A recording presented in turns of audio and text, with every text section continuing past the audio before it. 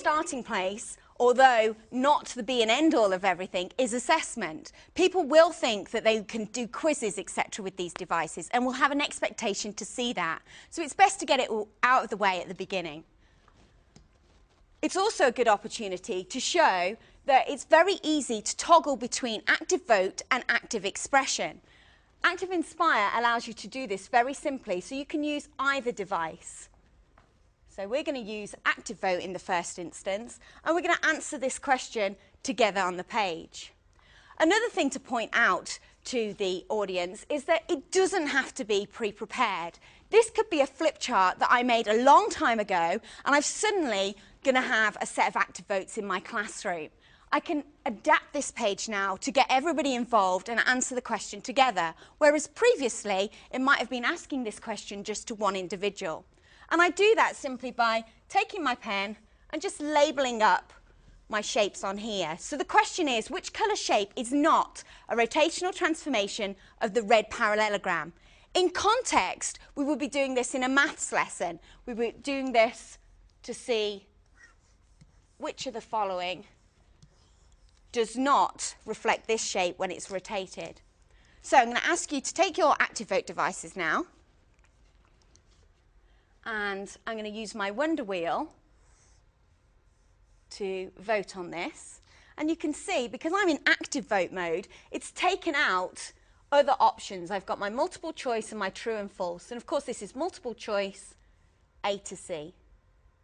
And as soon as I click there, the vote has begun. And this allows everybody now to take part and point out to your audience that you know they're taking part as the devices light up. And you can see any individuals that haven't participated. Now that's fine, and it's quite common to see that not everybody participates. And actually in a classroom situation, that might happen as well as somebody leaves the room or goes to another lesson. So you can manually stop the device, and again, point this out to your audience that the control is completely with the teacher. At any time they can stop and they can intervene. And as soon as they do stop, they will get a message asking them if they want to let that extra person continue. I'm going to say no in this instance, and there we have a graph of results. Now in this instance, we haven't said what the correct answer is. And again, this is a feature of the software, a deliberate feature. The reason we haven't done this is sometimes there's more value in actually finding out why people chose what they chose than just showing what the correct answer is. So you can see here that we have got a cross split amongst our class. I'm just going to push that out of the way. And now we can go into the software and actually explain what the correct answer is. So I'm just going to get rid of my voting icon there. And I'm going to go into my tools. And by using my maths tools, I've actually got an XY origin point that I can put on the page. And instead of just telling you the answer, I can show you, and this is one of the great advantages of using a learner response system with Promethean's Active Inspire. If we watch carefully, I can now demonstrate what the correct answer is. C actually fits, as does B, which means A must be the correct answer.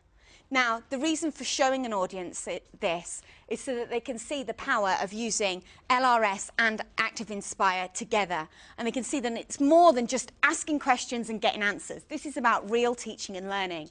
And of course, I can go back to those results at any time. They're saved in my flip chart. And I can open them up. There they are. And I can now go ahead and allocate that answer. So whereas I hadn't prepared it in advance, I can do all of this when it's appropriate to my lesson. So the correct answer was indeed A.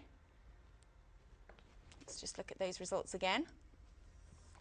And there I have it. And I can even keep a record of that. And do point out to your audience that by pressing simple buttons like paste, I can keep a copy on the page, like so. Okay, so that's active vote. Now, active expression looks a far more complicated device, and you need to get across the message that it's not. There are more buttons on the device, but that doesn't make it more complex. I can do the same things with Active Expression as I can with ActiveVote. I can indeed do multiple choice, but I can take it a step further.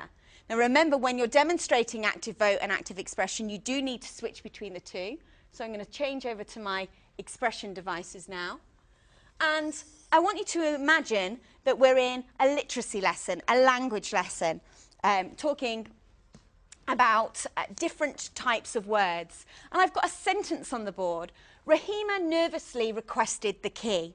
And I'm going to ask you to identify which of those words that I've marked out, A, B, C and D, is actually an adverb.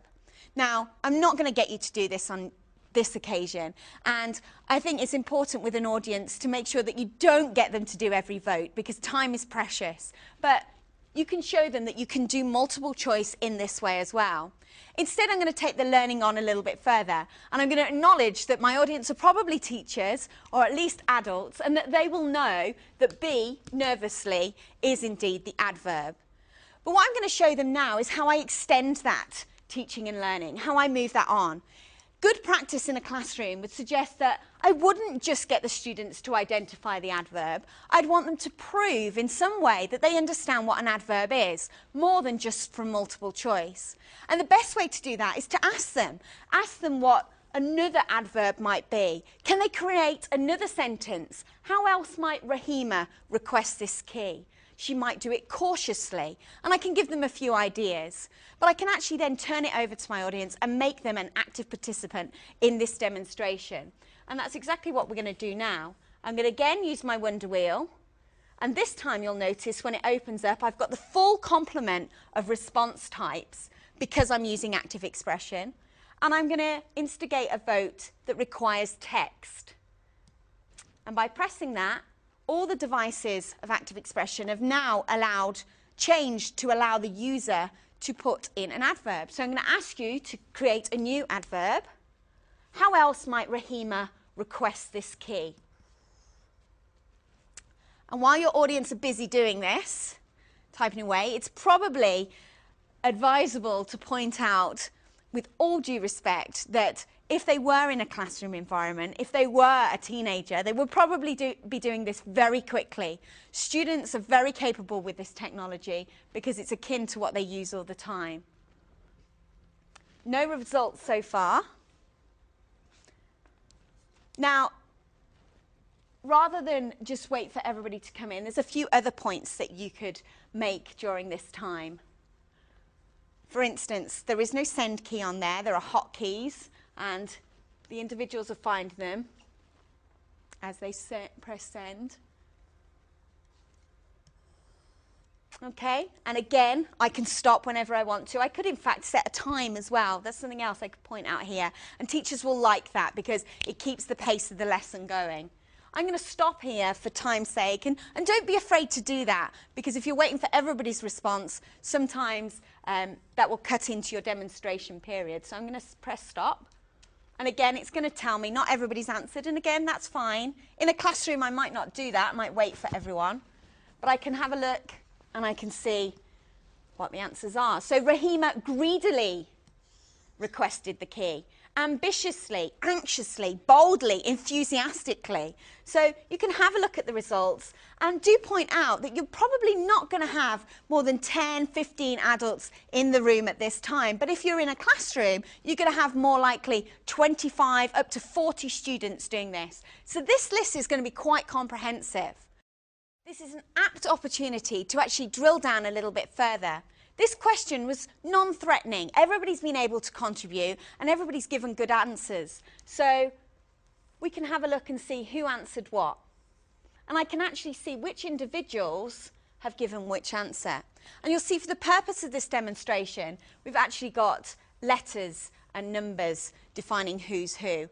And in a demonstration, that's obviously going to be the best way to do it unless you know who your audience are. However, do point out to your audience that these can be named, and in a classroom situation you probably would have the students' names in there if they felt comfortable. That choice is there, and that choice runs through everything in Promethean's learner response systems, that they can choose how they can have it. They can choose if it's active vote or active expression. So not only can we see who's answered what, and we might then use that to question those people further, but if we go back to up here, I've got a button here called Word Seed, and I can actually click that and seed everybody's word onto the board. So not only have they all had the opportunity to contribute, but I'm able to get all of their answers into my flip chart with a click of a button. Now that very button is so crucial when you're demonstrating active expression, because this is probably the most powerful thing about it. Not only have I given the opportunity for everybody to answer, but they are all now part of my lesson. And that really does change the learning experience. Every student is able to see their word, their contribution on the board. And we can then manipulate that. We can change it. I can highlight different things. I might identify if perhaps there's been a spelling error. That's fine. That person's contributed, but we can now change that and work together with it. So the word seed is hugely important for the assessment, going beyond just right and wrong answers. We're going to move on now to self-paced. And this is something that's offered only by our active expression device. Self-paced learning allows assessment in real time. So this is going to give everybody the opportunity to answer questions, and for me, in this instance, as the teacher, to see how they're answering as it happens. What does this mean? Well, this means that I can adapt my teaching and learning. If I see that somebody's doing something wrong, then I can intervene and help them. And this is going to be crucial in any classroom situation, because it then leads to differentiation. I can actually see which individuals need support, or I can see which individuals need challenging, and I can take them on further.